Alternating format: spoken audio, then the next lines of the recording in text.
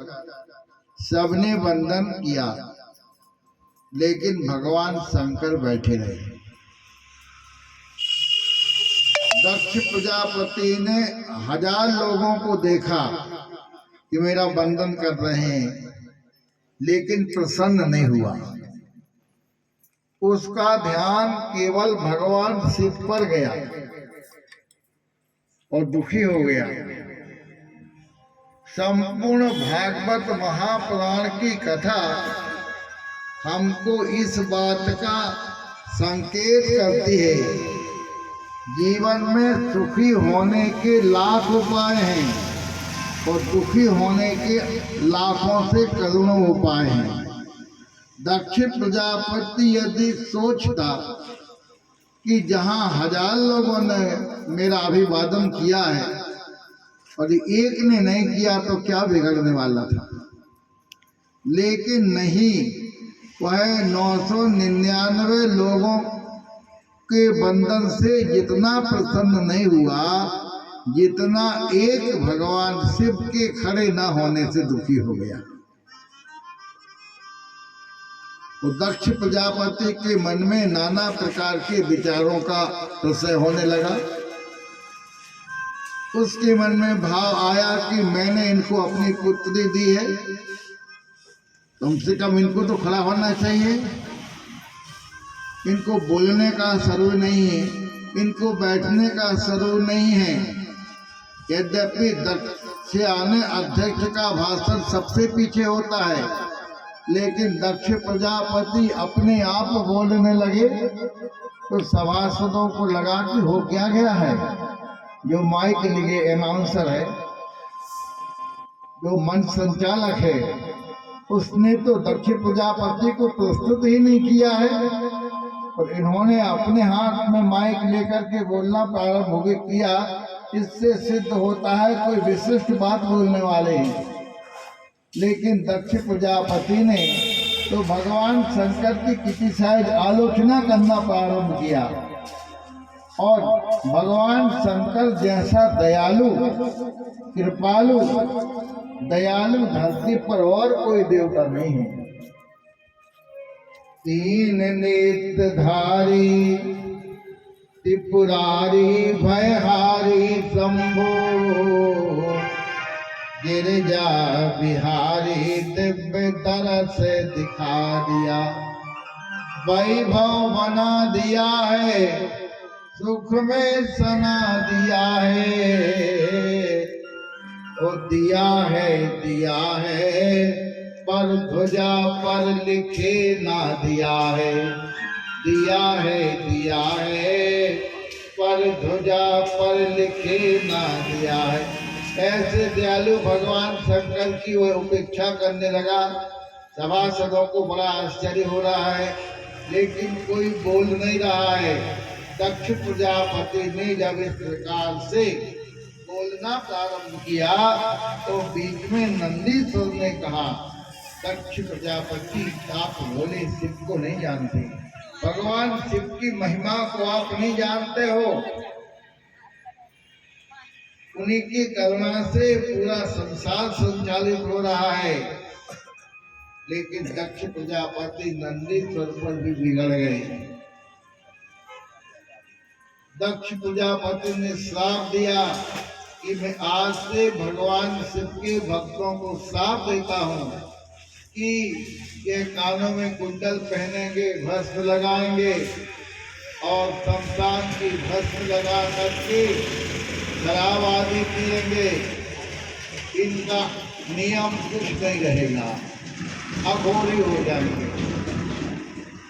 जब ये श्राप दिया शिव के भक्तों को, तो नंदीश्वर ने भी उठ करके श्राप देते हुए कहा, मैं भी समस्त ब्राह्मणों को श्राप देता हूँ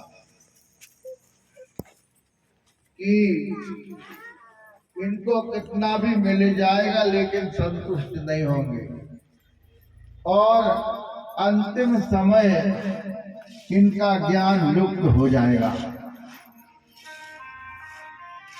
जगह जगह ये याचक बन के याचना करते रहेंगे। नंदी ने दिया, तब तक भगवान शंकर की समाधि खुल गई। भगवान शंकर ने कहा कि कौन सी सभा है, इस सभा में ऐसा हो रहा है।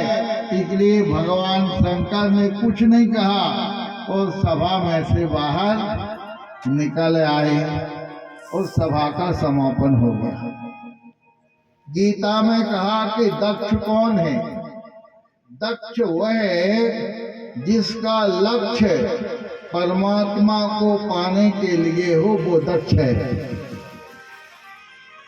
और जिसका लक्ष्य जगत को पाने के लिए हो, जगत में जिसका मन उलझा हो, और संसार में भले दक्ष हो, कुशल हो, लेकिन परमात्मा के यहाँ उसका पहुँचने के बाद कोई अस्तित्व नहीं है, कोई मूल्य नहीं है।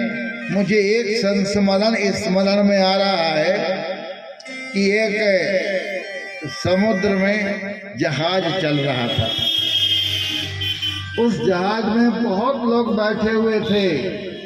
पायलट ने कहा 2 सूचनाएं हैं। एक सूचना यह है, इसका दिशा सूचक यंत्र खराब हो गया। द्वितीय दुखद सूचना यह है कि बहुत बड़ा तूफान आने वाला है। अब आप लोग अपने आप के बचाने का प्रबंध करने में स्वतंत्र हो। बीच समुद्र में आप क्या करोगे? उस समय तो केवल भगवान का नाम ही आश्रय है। तो कोई कहने लगा, हे हनुमान जी बच जाएंगे तो सुंदरकांड का पाठ कराएंगे। कोई बोला 5 ब्राह्मणों को भोजन कराएंगे। सब अपने अपने ढंग से दान बोलने लगे।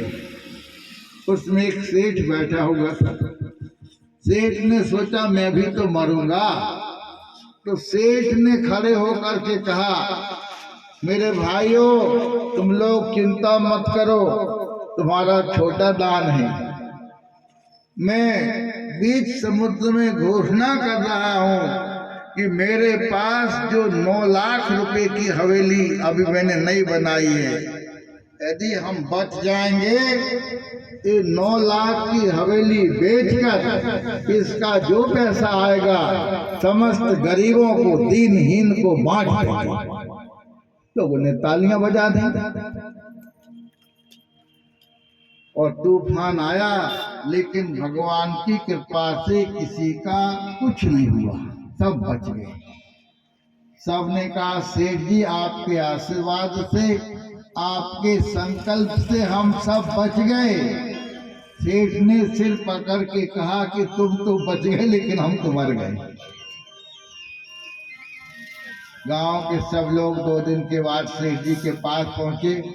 सेठ जी आपने दान देने को कहा था, अब दीजिए। तो सेठ ने अपनी हवेली बेचने का अनाउंस किया, मैं अपनी हवेली बेचना चाहता हूं। तो उसने एक बिल्ली को बांधा सामने और कहा, ये मेरे पास बिल्ली है, ये मेरा प्लाट है। मेरी शर्त यह है कि बिल्ली की कीमत 9 लाख रुपया है और प्लाट की कीमत 1 रुपया है। बिल्ली की कीमत 9 लाख रुपया, प्लाट की कीमत 1 रुपया।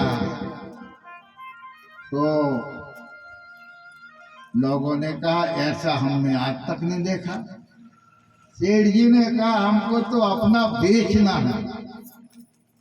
तो लेने वाले ने कहा, इससे अच्छा सस्ता सौदा और क्या होगा।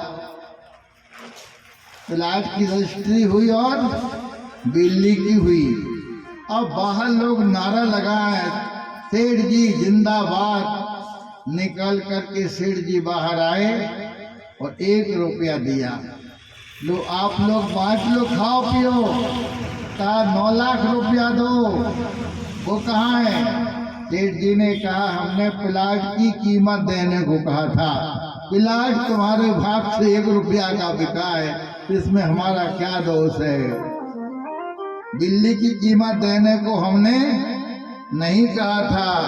जहाँ इस प्रकार के लोग समाज में आ जाएंगे वहाँ उनका कल्याण नहीं होगा, उनका हित नहीं होगा। इसलिए तुलसीदास जी लिख रहे हैं,